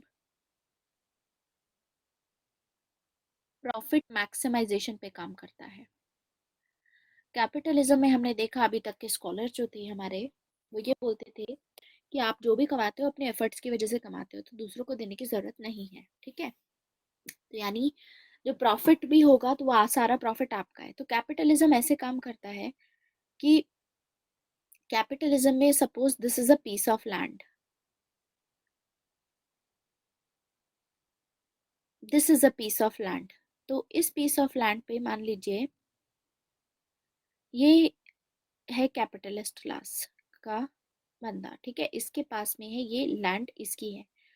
ये लैंड है 1000 एकड़ की सपोज, इनके पास में है सारी लैंड। अब इस लैंड पे, इतनी बड़ी लैंड है ये, इस पे अकेला तो काम कर नहीं सकता ये। तो क्या करेगा, ये अपने वर्कर्स एम्प्लॉय करेगा। मान लो कम लैंड है तो इस पे 3 या 4 वर्कर्स इन्होंने लगाए, सपोज इन्होंने 4 वर्कर्स लगाए अपने। ठीक है। और यहाँ से मान लो 100 kg वीट हमारी उगती है। ठीक है। 100 kg वीट की प्रोडक्शन होती है। अब 100 kg वीट की प्रोडक्शन हुई है, जिसको मार्केट में हमने सेल किया 100 रुपीज में। तो फाइनली कितने में हुई? 10,000 रुपीज में। ठीक है। और इसमें जो बीज लगाए गए और वो सब यूज़ किया गया पेस्टिसाइड, उसका खर्चा मान लो पूरा आया कैपिटलिस्ट क्लास, इस बंदे का ये अपना खुद लगाएगा वो खर्चा तो, ठीक है। तो इसका खर्चा आया मान लो 1,000 रुपये, पेस्टिसाइड्स और सीड्स वगैरह मिला करके। अब फाइनली ये है 10,000, ठीक है। अब क्या होगा, वर्कर्स को इसने रखा था तो इसने वर्कर को बोला कि आप ये उगाओ तो मैं आपको 500 रुपीज़ दूंगा, ठीक है, आपकी मेहनत के 500 रुपीज़। छोटे स्केल पे बात कर रहे हैं, बड़े स्केल की बात नहीं कर रहे अभी। मान लो 500 रुपीज़ इसने डिसाइड किया। तो अल्टीमेटली जब ये वीट बेची जाएगी तो इसमें से ये क्या करेगा, 10,000 रुपीज़ रहा। तो यहाँ से 10,000 रुपीज़ में से ये 2,000 रुपीज़ है इन टोटल। ये 2,000 रुपीज़ डिडक्ट करके कितना बचा, 8,000 रुपीज़। तो ये सारे 8,000 रुपीज़ कहाँ जाएंगे, ये इसकी पॉकेट में जाएंगे, जिसमें से इनका प्रॉफिट 7,000 रुपीज़ का होगा, ठीक है। लेकिन सारे कहाँ जाएंगे, इनके पॉकेट में, यानी प्रॉफिट किसके पास में जाता है, इनके पास में जाता है, ठीक है। तो आगे जाकर के हम देखते हैं, जब सोशलिज्म की बात करते हैं तो सोशलिज्म में अब जो डिस्ट्रीब्यूशन होगा इसी पीस ऑफ लैंड पे, अब ये किसके पास जाएगी, ये गवर्नमेंट के पास में जाएगी, क्योंकि अब सोशलिज्म में सरकार है जमीन के ऊपर करने वाली, ठीक है। तो यहाँ तो एक्सप्लॉयटेशन हुआ ना। अब मान लो इस साल इतना इसने पे किया, अगले साल इसने बोला कि ठीक है अभी भी तुमको मैं 500 रुपये देता हूँ, ठीक है, 500 ईच, और तुम काम करो। लेकिन अब की बार प्रोडक्शन होती है 200 kg, ठीक है, जिसको 100 रुपये के हिसाब से उसने बेचा तो उसको 20,000 रुपीज मिले। तो यहाँ पर फिर से वो 2,000 रुपये देगा और अब की बार प्रॉफिट हुआ 18,000। मतलब सारा जो पैसा जा रहा है इसी के पॉकेट में जा रहा है। ऐसे कैपिटलिज्म काम करता है। सोशलिज्म में क्योंकि गवर्नमेंट ओनर होती है, ठीक है, इस चीज में गवर्नमेंट ओनर होती है तो गवर्नमेंट डिसाइड करती है यहाँ पर कि अगर सारे वर्कर्स काम कर रहे हैं तो उसका डिस्ट्रीब्यूशन ऐसे होगा कि कैपिटलिस्ट था, ठीक है, जो फाइनली पैसा आएगा, जो भी पैसा आता है यहाँ पर, क्योंकि अभी यहाँ पर कॉमन प्रॉपर्टी नहीं की है, हालांकि यहाँ से गवर्नमेंट ने ले लिया है। अब रेवोल्यूशन के बाद जो वर्किंग क्लास थी वो पावर में आई और कैपिटलिस्ट की जो लैंड थी वो सारी छीन ली गई। तो इसमें क्या रहा, पहले देखो एक्सप्लॉयटेशन यहाँ पर किसका हो रहा था, वर्कर्स का एक्सप्लॉयटेशन हो रहा था। अब लेकिन सोशलिज्म में किसका एक्सप्लॉयटेशन होगा, कैपिटलिस्ट का एक्सप्लॉयटेशन होगा, क्योंकि यहाँ पे कैपिटलिस्ट के पास में जो लैंड थी उसकी छीन ली, तो बुर्जुआजी क्लास का, ठीक है। तो यहाँ पर हमको देखने को मिलता है जो लैंड आती है, अब इसमें आप काम करोगे तो डिस्ट्रीब्यूशन सरकार डिसाइड करेगी कि किस तरीके से डिस्ट्रीब्यूट करना है, तो सरकार डिसाइड करेगी। अब कम्युनिज्म में क्या होता है, कम्युनिज्म का मतलब होता है कॉमन प्रॉपर्टी। तो यानी ये जो लैंड है, ये अगर इस देश में 4 ही लोग हैं तो ये लैंड इन चारों लोगों से बिलोंग करती है, ठीक है, इनको बिलोंग करती है। तो यानी कम्युनिज्म में क्या होगा कि आप अपने मुताबिक काम करो, उस हिसाब से आपको पैसा मिलेगा। जैसे सपोज ये वर्कर काम कर रहा है, ठीक है, ये वर्कर काम कर रहा है, ये अपने हिसाब से 1 घंटा इसने काम किया, 1 आवर इसने काम किया, और 1 आवर के हिसाब से जो भी इसका बनेगा वो इसको पूरा मिलेगा। मतलब ऐसा नहीं है कि एक ही घंटा काम किया और मतलब बाकियों ने अगर ज़्यादा घंटे काम दिया तो उनको ज़्यादा मिलेगा, समझ गए, डिपेंडिंग अपॉन दैट। लेकिन 1 घंटे का जो काम मिलेगा यहाँ पे मिनिमम नहीं मिलेगा आपको, आपके वर्क के अकॉर्डिंग। मान लो आपने 10 घंटे काम किया, 10 घंटे के हिसाब से आपको आपको 10,000 रुपये मिलने थे, ठीक है। लेकिन आपने क्योंकि एक ही घंटे काम किया तो इसको डिवाइड कर लो तो आपको 1,000 रुपये मिल जाएगा। ऐसा है यहाँ पर। कैपिटलिज्म ऐसे काम नहीं करता। कैपिटलिज्म बोलेगा कि अगर आपको 10 घंटे काम करना है तो भी मैं आपको 2,000 रुपये दूंगा, और 1 घंटे काम करने वाला जो आ रहा है तो मैं आपको, अगर आपको काम करना है तो मैं 100 रुपये दूंगा, लेकिन इससे ऊपर मैं दूंगा ही नहीं। क्यों, क्योंकि कैपिटलिज्म को चाहिए कि मुझे ऐसा वर्कर चाहिए जो मेरे लिए लगातार काम करे, जो अगले दिन जॉब पे आए, क्योंकि मैं कितनी टाइम, ऑब्वियसली जो कैपिटलिस्ट क्लास होती है उसको प्रॉफिट से मतलब होता है, तो वो मेंटेन करने के लिए उनको वर्कर्स ऐसे ही चाहिए। तो इसीलिए वो सैलरी इस हिसाब से देते हैं। तो आपकी मेहनत की वैल्यू इतनी थी लेकिन पैसा इतना मिला आपको, ठीक है। और आपके पास में चॉइस भी नहीं रही कि आपको 1 घंटे काम करने का 1,000 मिले, ठीक है। सिंपल सी बात है, कैपिटलिज्म देखो कैसे काम करती है। कार्ल मार्क्स का कहना है कि मान लो आपका एक दिन का खाना आपकी फैमिली का और आपका मिला करके 100 रुपए का बन जाता है एक दिन का, ठीक है। तो कोई वर्कर है, अब किसी ने इंडस्ट्री खोली है, इंडस्ट्रियलिस्ट क्लास ने, वर्कर आता है यहाँ पर जॉब लेने के लिए।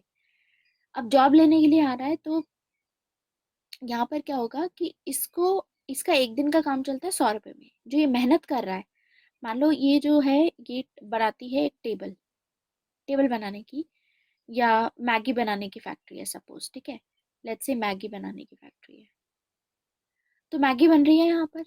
तो अब ये वर्कर जितना मैगी बना रहा है, एक दिन में मान लो इसने बनाए 100 मैगी के पैकेट, ठीक है।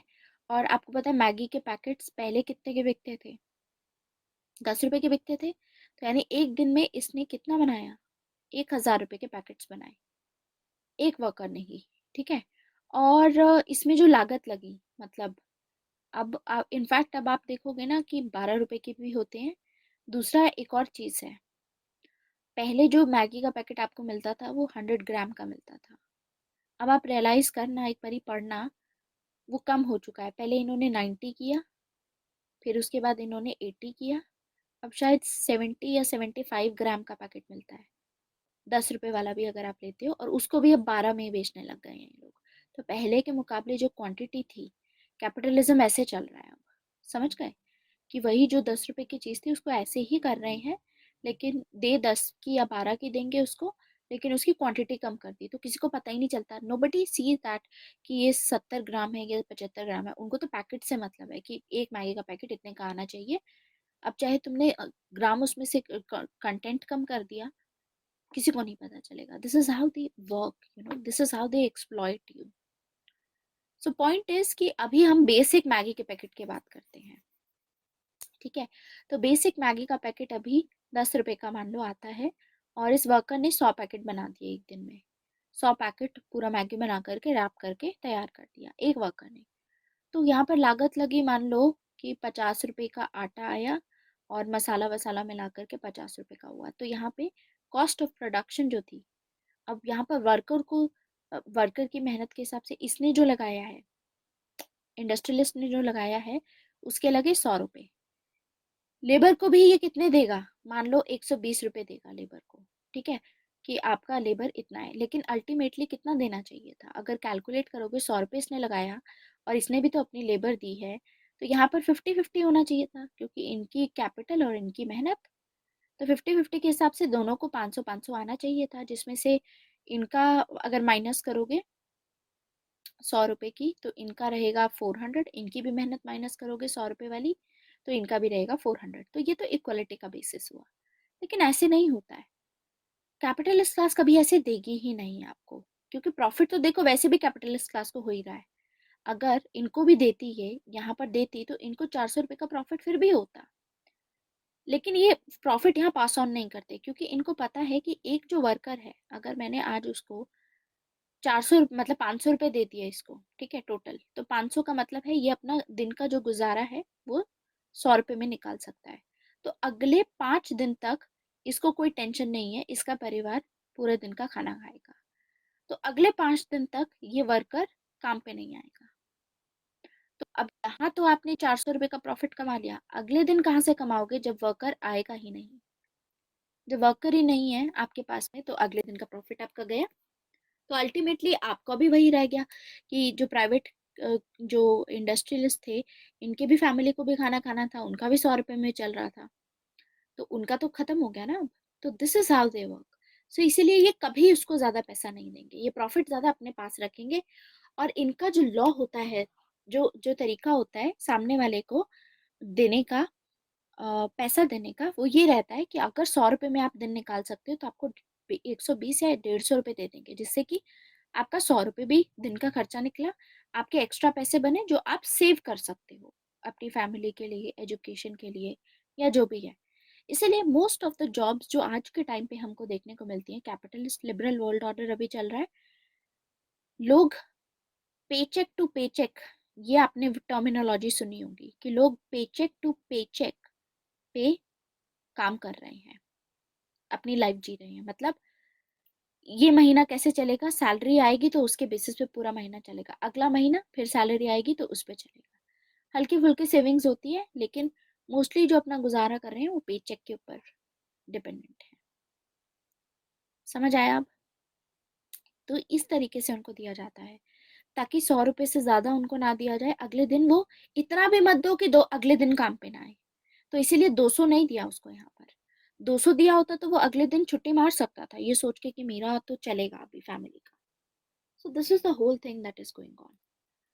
तो कैपिटलिस्ट का ये रहता है, तो ऐसे इस तरीके से एक्सप्लॉइट करते हैं। तो ये कार्ल मार्क्स ने बताया है पूरा, सब चीजें उन्होंने बताने की कोशिश की कि कैसे काम करता है।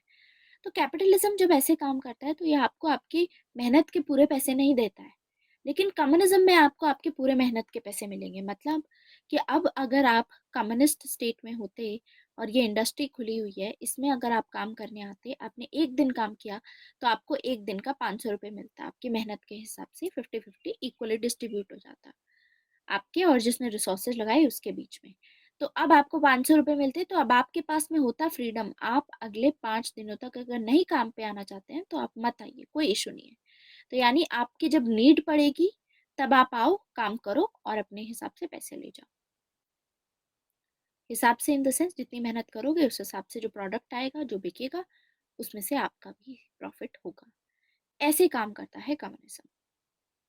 तो कैपिटलिज्म और कम्युनिज्म का जो बेसिक डिफरेंस था वो समझ में आया। थ्योरेटिकल जो डिफरेंस है वो हम कल देखेंगे, आज क्योंकि हम बेसिक्स कवर कर रहे हैं कार्ल मार्क्स के।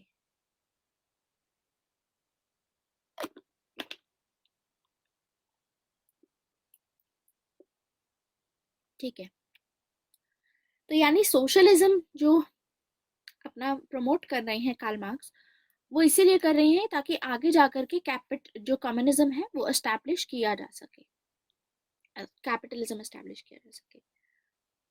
तो ये स्टेटलेस एंड क्लासलेस सोसाइटी है जिसमें स्टेट नहीं होगा, क्लास भी नहीं होगी। क्यों?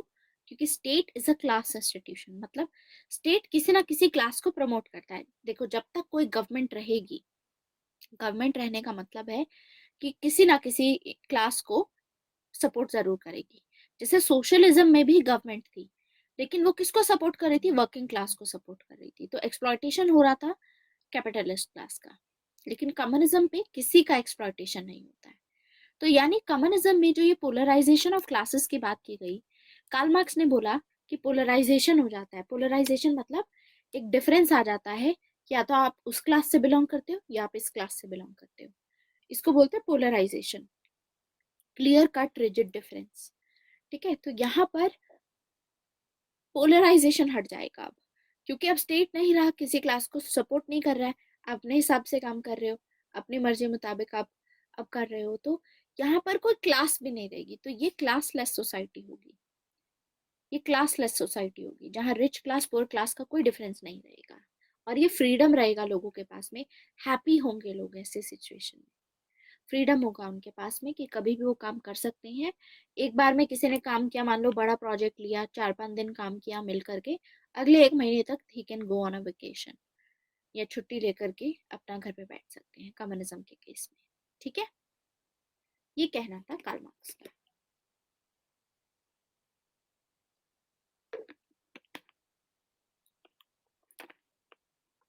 और कार्ल मार्क्स की जो मेथोडोलॉजी है वो मेथोडोलॉजी है, साइंटिफिक मेथोडोलॉजी है। ठीक है, एंड कार्ल मार्क्स से बात करते हैं पूरी। ठीक है, तो देखो, अब कम्युनिज्म आया जिसमें हम बात कर रहे हैं कि स्टेट लेस है, मतलब स्टेट नहीं होगा। अब हमने हॉब्स के ट्रेडिशन के अकॉर्डिंग देखे हो, तो हम जब भी स्टेट नहीं होता है या गवर्नमेंट नहीं होती है, स्टेट का मतलब है कॉमन अथॉरिटी। अगर कोई कॉमन अथॉरिटी नहीं होती है तो हम उसको क्या बोलते हैं? उस सिचुएशन को एनार्की, कि वो एनार्की है। राइट, एनार्की इज जब कोई कॉमन अथॉरिटी नहीं होती। तो हॉब्सियन व्यू में हॉब्स, थॉमस हॉब्स ने बोला था कि अगर एनार्की होती है, अगर कोई अथॉरिटी नहीं होती यानी स्टेट नहीं होता, तो काफी पेनफुल होता है। पेनफुल क्यों होता है? क्योंकि यहाँ पर पावर का स्ट्रगल चलता है। ठीक है, यहाँ पर वॉर चलती है, आपस में लोग सब लड़ रहे होते हैं, मार रहे होते हैं एक दूसरे को, तो सिक्योरिटी ऑफ लाइफ नहीं होती। गांधी के अकॉर्डिंग और कार्ल मार्क्स के अकॉर्डिंग लेकिन अगर गवर्नमेंट नहीं होती है तो वो परफेक्ट स्टेट होती है, इसमें लोगों के पास में फ्रीडम होता है, लोग खुश रहते हैं। तो गांधी और कार्ल मार्क्स के बीच में ये सिमिलैरिटी है कि दोनों कम्युनिज्म को सपोर्ट करते हैं। कार्ल मार्क्स अपने इस परफेक्ट स्टेट को कम्युनिज्म बोलते हैं। गांधी राम राज्य की बात करते हैं कि राम राज्य एस्टैब्लिश होगा, अगर स्टेट हटा दिया जाए तो राम राज्य आएगा जिससे लोग खुश रहेंगे। बस डिफरेंस ये है कि कार्ल मार्क्स अपना कम्युनिज्म लाने के लिए वॉयलेंस का यूज करते हैं। गांधी पीसफुल मेथड यूज करते हैं, सत्याग्रह है, ठीक है, and appeals to the conscience of capitalist class.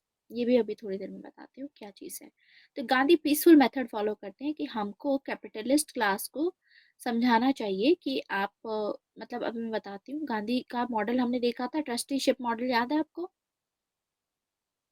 Trusteeship model हमने एरिस्टोटल में पढ़ा था, जिसमें गांधी ने ये बोला था कि जो कैपिटलिस्ट क्लास होती है ये अपने आप तो अपनी जो इंडस्ट्री इन्होंने बनाई है सारा काम खुद अकेला तो कर नहीं सकता, सोसाइटी के बिना ये प्रॉफिट नहीं कमा सकते, तो इसीलिए सोसाइटी को भी इनको कुछ देना चाहिए।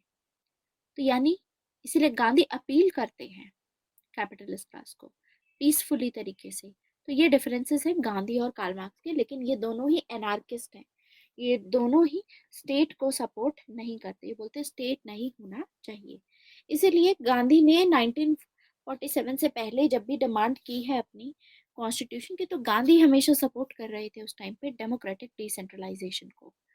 डेमोक्रेटिक डिसेंट्रलाइजेशन को मतलब सेंट्रलाइजेशन नहीं होनी चाहिए। डिसेंट्रलाइजेशन का मतलब होता है सेंट्रलाइजेशन, जैसे आज के टाइम पे सेंट्रलाइजेशन हमको देखने को मिलती है, जिसमें सेंटर है ऊपर, सेंटर के नीचे स्टेट है, एंड फिर फर्दर उनके नीचे, स्टेट के नीचे फर्दर पंचायती राज म्यूनिसिपैलिटीज हैं, ग्रास रूट डेमोक्रेसी हो गई, ठीक है।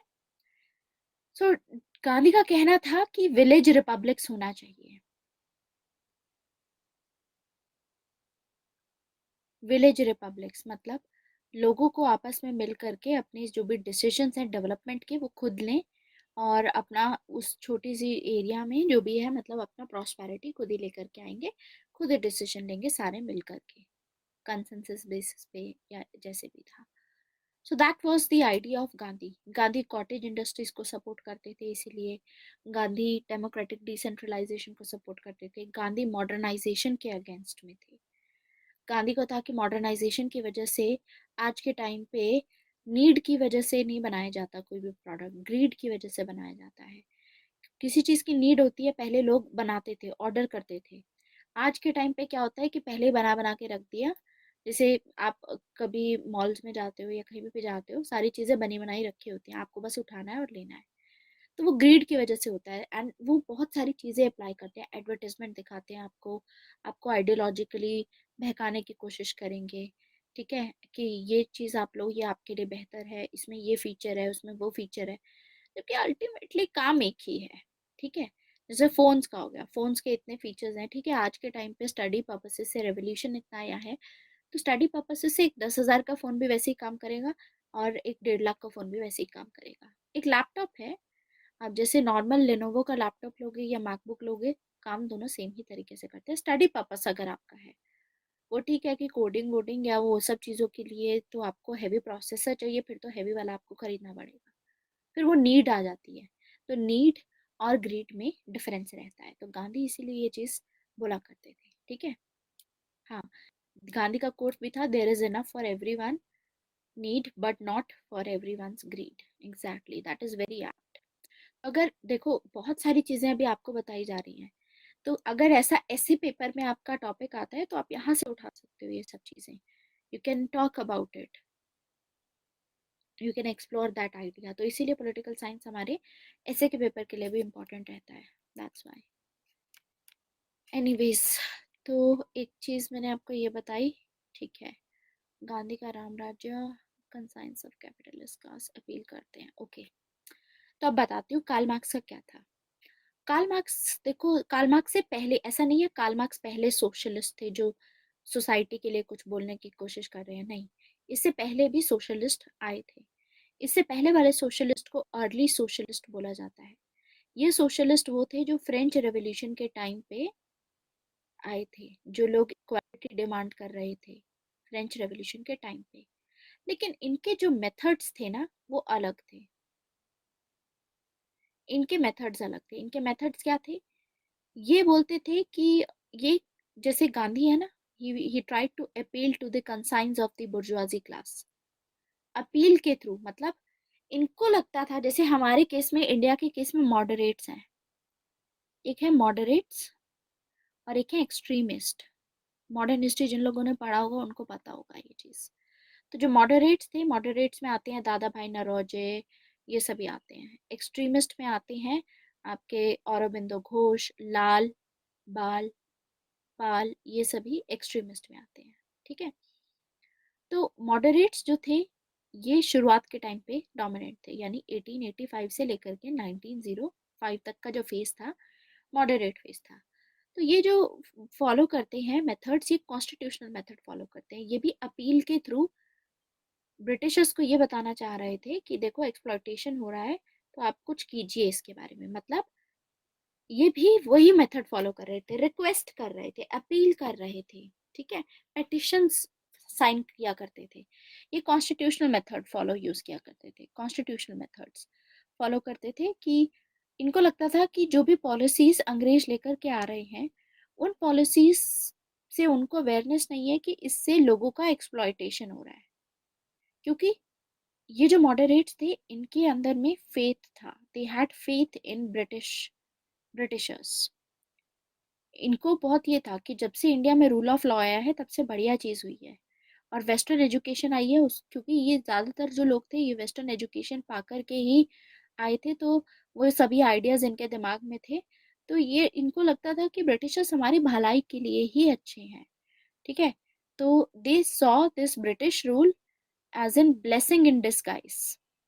इसीलिए जो मॉडरेट्स की जो डिमांड्स थी इंडिया में, वो यही डिमांड थी कि ये हमेशा डोमिनियन स्टेटस डिमांड करते थे। डोमिनियन स्टेटस, इन्होंने कभी भी स्वराज की बात नहीं की, सेल्फ रूल की बात नहीं की। एक्सट्रीमिस्ट आगे आएंगे जिसमें औरबिंदो घोष होंगे, वो सबसे पहले स्वराज की बात करेंगे, पूर्ण स्वराज यहाँ से आएगा, फिर आगे पूरा आइडिया इमर्ज होगा। अरविंदो घोष के आइडियाज में हमें स्वराज का आइडिया दिखता है, सेल्फ रूल का आइडिया हमको दिखता है। तो पॉइंट है इसके पहले भी सोशलिस्ट थे, जो पहले वाले सोशलिस्ट थे वो ये वाले मेथड फॉलो करते थे। उनको लगता था कि ब्रिटिशर्स की जो पॉलिसी है, ये ब्रिटिशर्स को पता नहीं है कि ये पॉलिसीज इंडियंस को एक्सप्लॉइट हो रहा है इन पॉलिसीज की वजह से। तो इनको लगता था कि अगर हम ब्रिटिशर्स से अपील करेंगे तो वो कुछ अच्छा करेंगे हमारे भले के लिए। तो ऐसे ही उस टाइम पे, कार्ल मार्क्स के टाइम पे भी अर्ली सोशलिस्ट थे। जो अर्ली सोशलिस्ट थे, जो इक्वालिटी की डिमांड कर रहे थे उस टाइम पे, ये भी अपील करते थे, ये भी अपील करते थे बुर्जुआजी क्लास से कि आप समझो कि आपके एक्शंस की वजह से दूसरों को नुकसान पहुंच रहा है, तो आप थोड़े सुधार लाओ अपने एक्शंस में। तो कार्ल मार्क्स का कहना है कि इनके जो डिमांड्स हैं, इनका जो मेथड है वो ही फ्लॉ है उस मेथड में। इस हिसाब से तो कभी भी फ्रीडम नहीं आ पाएगा, कभी भी they will not be able to end the exploitation of workers. कभी एक्सप्लॉयटेशन नहीं रोक पाएंगे ऐसे ये। इसीलिए कार्ल मार्क्स ने जो अपना सोशलिज्म का आइडिया दिया, अपना जो साइंटिफिक मेथोडोलॉजी दी अंडरस्टैंडिंग की, उसमें जो सोल्यूशन रखा, इन्होंने सोल्यूशन वॉयलेंट रेवोल्यूशन रखा। कि वॉयलेंट रेवोल्यूशन से रिगार्डिंग एक चीज बोलते हैं कार्ल मार्क्स, एक स्टेटमेंट बोलते हैं that there is no birth without blood. There is no birth without blood, इसका मतलब क्या है, जैसे जब बच्चा पैदा होता है, ठीक है, तो आपको पता है कि बहुत सारा मतलब उसमें ब्लड इन्वॉल्व होता है। ठीक है, तो बच्चा जब पैदा होता है तब भी ब्लड ही लगा होता है। ठीक है, तो मतलब कोई भी नई चीज अगर होनी है तो विदाउट ब्लड शेड हम कोई चेंज नहीं ला सकते। There is no birth without blood. तो अगर कैपिटलिज्म इतना एक्सप्लॉयटेटिव है, हमको चेंज लाना है, तो चेंज लाने के लिए खून बहाना पड़ेगा, वॉयलेंस मस्ट है, इसीलिए नेसेसरी है। ठीक है, ये था कार्ल मार्क्स का कहना। और किस बेसिस पे बोलेंगे ये, वो प्रैक्सिस है, प्रैक्सिस की अपनी थ्योरी देते हैं जिसमें एक्शन बताएंगे अपना। ये प्रैक्सिस याद रखोगे क्या होता है। So this is Karl Marx, ये कहना है इनका। तो अर्ली सोशलिस्ट को इसीलिए क्रिटिसाइज करते थे कि ये लोग सोशलिस्ट नहीं है, दैट्स व्हाई। तो ये बोलते हैं violence is the midwife. Midwife कौन होती है? मिडवाइफ जो दाई होती है, पुराने ज़माने में जैसे दाई होती थी जो चाइल्ड बर्थ में हेल्प करती थी, उसको मिडवाइफ बोलते हैं। तो violence is the midwife of change, मतलब कि वॉयलेंस के बिना चेंज नहीं लाया जा सकता। There has been no birth without blood, ये कहना है। तो यानी हम, अगर हमको ये जो एक्सप्लॉयटेशन हो रहा है इसको रोकना है तो रेवोल्यूशन लाना पड़ेगा। क्लियर? Any doubt? अब कार्ल मार्क्स में भी जैसे प्लेटो के दो थे, यंग प्लेटो था, एक मैच्योर प्लेटो थे। यंग प्लेटो का हमारे लिए काम इम्पोर्टेंट था, ठीक है। यहाँ पर दोनों का ही इम्पोर्टेंट है काम हमारे लिए, लेकिन जो हमारे लिए ज्यादा जो इम्पोर्टेंट रहता है वो रहता है मैच्योर मार्क्स का वर्क। ऐसे ही यंग मार्क्स थे और मैच्योर मार्क्स थे। मतलब जब मार्क्स यंग थे तो उस टाइम पे Karl Marx as a philosopher बहुत सारी चीजें बोला करते थे अपनी जवानी में, ठीक है। तो फिलोसोफर के जैसे काम करते थे। मतलब इन्होंने एक कॉन्सेप्ट दिया था एलियनेशन का। तो एलियनेशन का जो कॉन्सेप्ट है वो यंग मार्क्स का काम है। एलियनेशन का क्या मतलब होता है कि मैन जो है एलियनेट हो जाता है। जो कैपिटलिज्म है उसमें आज के टाइम पे इतना ज्यादा मैन को मैकेनिस्टिक वे में कर दिया है कि मैन को तो ना तो ये पता है कि जो वो प्रोडक्ट बना रहा है कौन सा बना रहा है।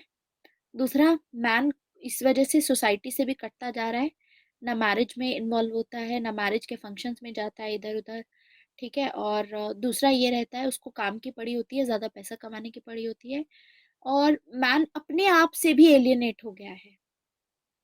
मैन अपने आप से भी इतना ज्यादा अलग हो गया है कि मैन खुश ही नहीं है। इसीलिए मैन डिप्रेस्ड हो जाता है।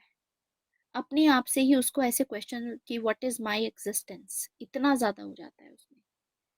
मतलब what is my existence, what is my role और what is my place in this world, ठीक है। तो ये एलियनेशन का कॉन्सेप्ट ये बोलता है कि हम एलियनेट हो चुके हैं, यहाँ पर रहकर भी हम इसका पार्ट नहीं है। We have become like that. तो यंग मार्क्स के काम में हमें एलियनेशन का काम देखने को मिलता है। और आगे जब हम मार्क्सिज्म की आइडियोलॉजी पढ़ेंगे तो उसमें हम देखेंगे कि ये जो यंग मार्क्स का काम है इससे इंस्पायर हुए है। यंग मार्क्स में दो स्कूल हैं फर्दर मार्क्सिज्म की आइडियोलॉजी में, इससे नियो मार्क्सिस्ट इंस्पायर होते हैं। तो मार्क्सिज्म के स्कूल में दो टाइप के स्कूल हैं, जिसमें आते हैं आपका ऑर्थोडॉक्स मार्क्सिज्म। ऑर्थोडॉक्स मतलब कंजर्वेटिव टाइप के, वो बिल्कुल जो आइडियाज कार्ल मार्क्स बोलते हैं एज इट इज वो आइडियाज देते हैं। तो जो मेच्योर मार्क्स हैं वो ऑर्थोडॉक्स मार्क्सिस्ट को इंस्पायर करते हैं। मेच्योर मार्क्स का कहना था कि रेवोल्यूशन लाना जरूरी है, वर्किंग क्लास का एक्सप्लॉयटेशन हो रहा है, रेवोल्यूशन जरूरी है। और मेच्योर मार्क्स ने दास कैपिटल लिखी है, मेच्योर मार्क्स ने कम्युनिस्ट मैनिफेस्टो लिखा है। मेच्योर मार्क्स जो है वो फिलोसोफर की तरह काम नहीं करते, वो पॉलिटिशियन के जैसे काम कर रहे हैं। पॉलिटिशियन के जैसे पॉलिटिकल आइडियाज दे रहे हैं कि किस हिसाब से आपको चेंज लेकर के आना है कि आपके फेवर में काम हो, ठीक है। तो ऑर्थोडॉक्स मार्क्सिस्ट जो है वो जैसे कि लेनिन है, स्टालिन हो गए, माओ जेडोंग हो गए चाइना के केस में। ऐसे ही एक और है ऑर्थोडॉक्स मार्क्सिस्ट, रोजा लग्जमबर्ग। आगे पढ़ेंगे हम आइडियोलॉजी में मार्क्सिज्म की। ये लोग इस आइडिया को सपोर्ट करते हैं कि रेवोल्यूशन लाना जरूरी है। रेवोल्यूशन आएगा तभी लोगों का कुछ उद्धार हो सकता है और एक्सप्लॉयटेशन खत्म हो सकता है। यंग मार्क्स का काम है सिर्फ एलियनेशन से रिलेटेड। तो यहाँ पर जो इन्होंने बुक लिखी है वो है इकोनॉमिक एंड फिलोसफिक मैन्युस्क्रिप्ट। तो ये थोड़ी सी डिफरेंस आपको पता होना चाहिए था। This is it. अब देखते हैं मार्क्सिज्म के प्रिंसिपल। फिर उसके बाद हम देखेंगे कि किस किस के इन्फ्लुएंस हैं। हेगल के बारे में आज पढ़ेंगे। आज का जो क्लास है मैं थोड़ा जल्दी एंड करूंगी because I have another class after this. सिर्फ एक ही क्लास है, इसके बाद आपकी क्लास ऐसे नहीं हुआ करेगी। मतलब अगर मुझे एक्सटेंड करनी है तो हम 10-15 मिनट एक्सटेंड भी कर दिया करेंगे, लेकिन आज की class with in 10 minutes I will finish.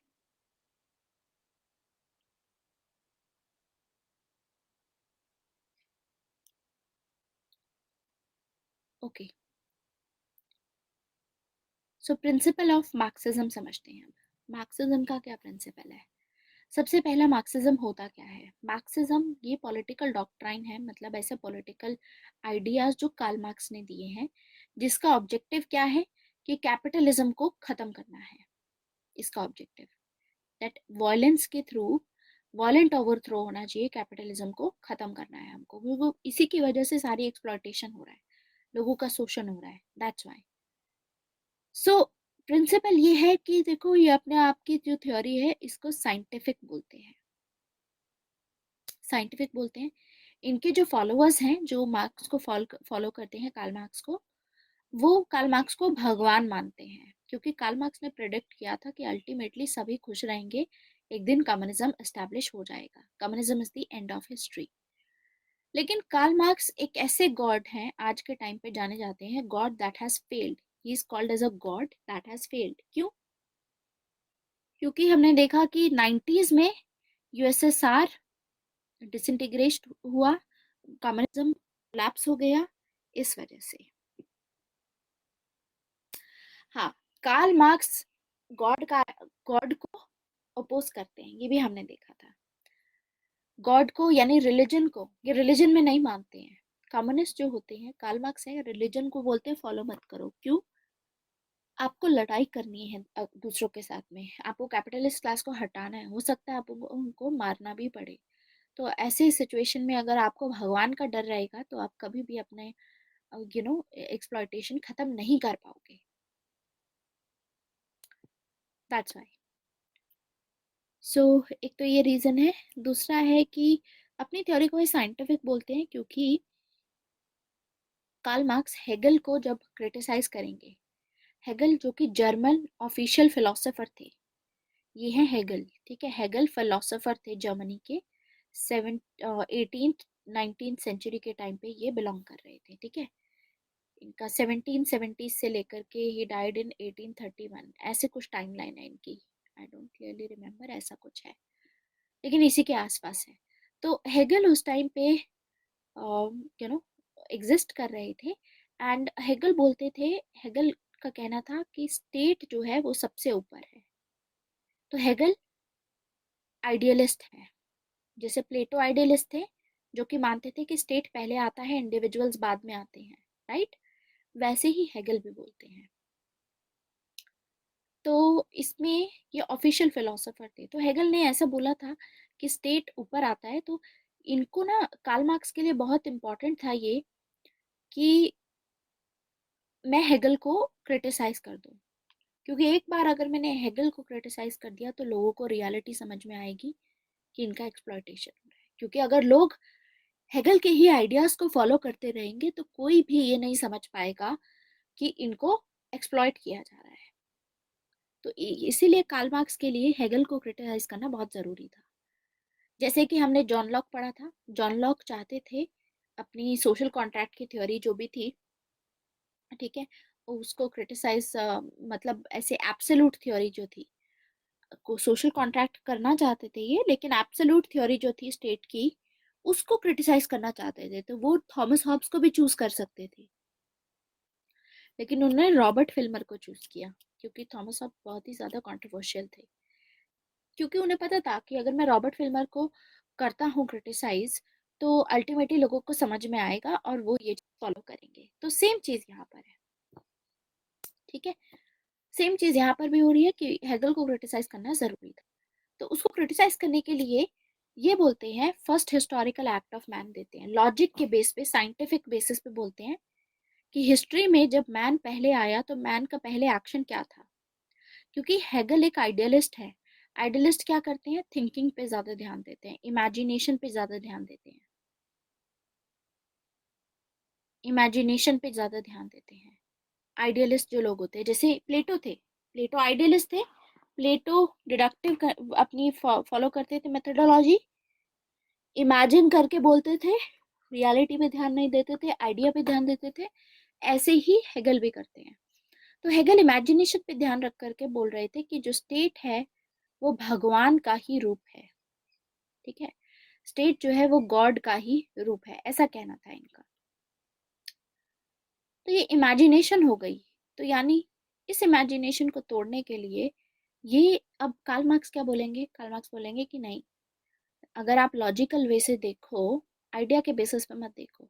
Idea तो आपको पागल बनाने के लिए बनाया हुआ है, क्योंकि हमने पहले देखा था प्लेटो के टाइम पे कि कार्ल मार्क्स बोलते हैं idea is a false consciousness. मतलब आइडिया यूज करके जो आपको लोगों को बुक कुछ भी बताया जा रहा है, जो टीचिंग्स दी जा रही हैं, को बहलाया जा रहा है उससे। ठीक है।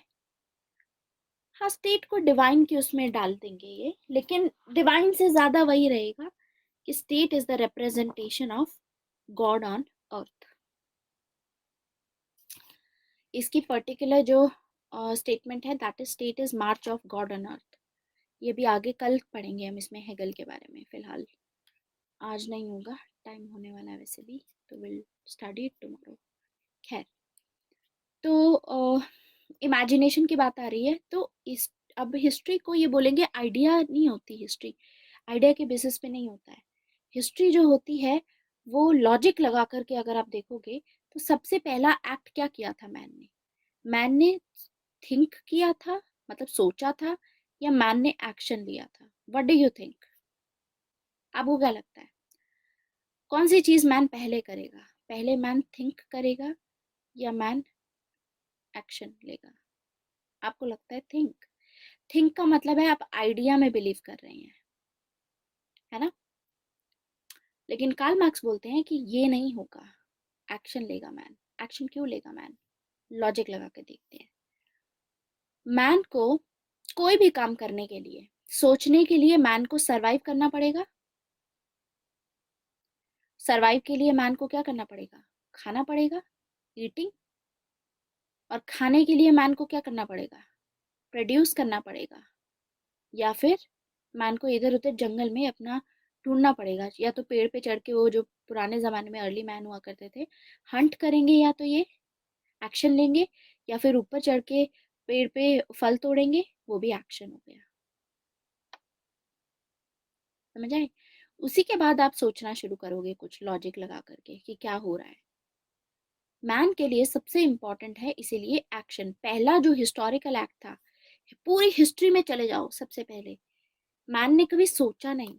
मैन को पता था कि मुझे सरवाइव करना है, तो मुझे कुछ खाना पड़ेगा। उसको भूख लगी तो उसने ढूंढा इधर, तो एक्शन पहले किया। What to hunt he has to think. Really, वो तो फिर आज के टाइम पे हुआ ना।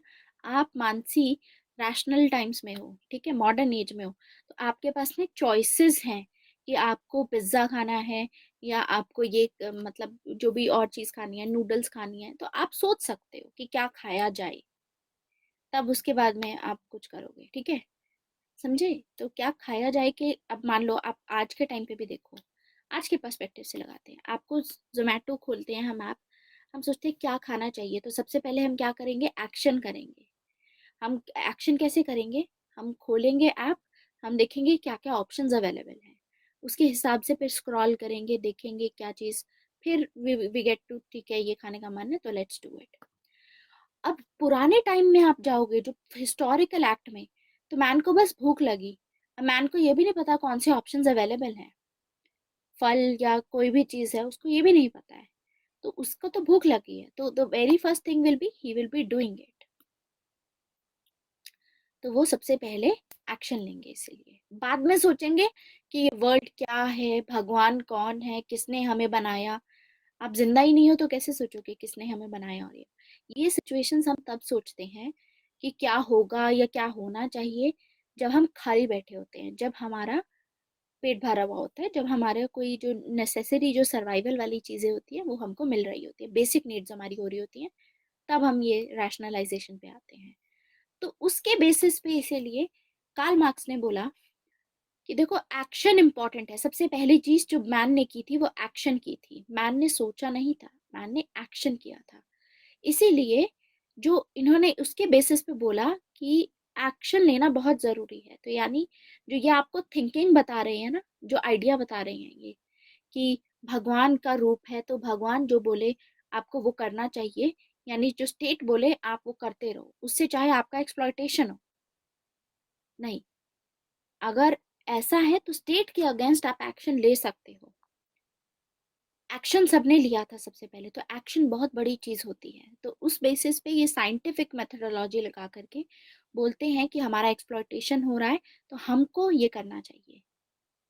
उसके बाद धीरे धीरे ये स्टेजेस ऑफ हिस्ट्री भी बताएंगे आगे। तो आगे हम स्टेजेस ऑफ हिस्ट्री देखेंगे, जिसमें 6 स्टेजेस बताएंगे हिस्ट्री की, कि पहले ऐसा था, धीरे धीरे करके ये हुआ, फिर ये हुआ, फिर ऐसा हुआ, और फाइनली आगे जाकर के कैपिटलिज्म आया। अब कैपिटलिज्म को हटा करके हम सोशलिज्म लाएंगे, सोशलिज्म से आगे कम्युनिज्म एस्टैब्लिश करेंगे। तो ऐसे कम्युनिज्म आएगा। बाकी अभी हम अब आगे ये सभी थ्योरीज पढ़ेंगे कार्ल मार्क्स की। हिस्टोरिकल मटेरियलिज्म देते हैं, ये डायलेक्टिकल मटेरियलिज्म की बात करते हैं, क्लास के कॉन्सेप्ट दिया है इन्होंने, क्लास स्ट्रगल के बारे में बात की है, कैपिटलिज्म को एनालाइज किया है। इनफैक्ट कैपिटलिज्म को बोलते हैं ये कि कैपिटलिज्म खुद को ही, अपनी कब्र खुद ही खोद लेता है capitalism. Capitalist they dig their own grave, मतलब अपनी खुद की कब्र वो खुद ही खोल देते हैं, अपने को खुद को मतलब डिस्ट्रॉय वो खुद ही करते हैं कैपिटलिस्ट। तो फिर सोशलिज्म, जिसमें प्रोलेटेरिएट क्लास यानी वर्किंग क्लास की डिक्टेटरशिप होगी, उसके बाद आएगा कम्युनिज्म।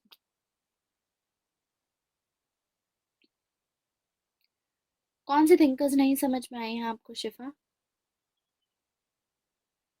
ऐसे ही लर्न करने की जरूरत नहीं है, आप उनको इस हिसाब से थोड़ा लॉजिक लगा करके समझ, मैंने अभी तक जितने समझाए हैं आई थिंक सबको समझ आ जानी चाहिए। ऐसे ही लर्न मत करना किसी को भी, समझना बहुत ज़रूरी है, क्लैरिटी ज़रूरी है, क्योंकि थ्योरेटिकल पार्ट में एक टॉपिक दूसरे के साथ में इंटर रिलेट करेगा। समझे? So this is it for today, अभी यहीं ख़त्म करते हैं। I have another class so I have to take that. ठीक है, देखो हाँ, रिविजन इज़ वेरी नेसेसरी। आप बार बार 3-4 बार करोगे तो ज़्यादा क्लैरिटी आपको आ जाएगी। Okay, so this is it, thank you very much, bye bye. कल इसको कंटिन्यू करेंगे।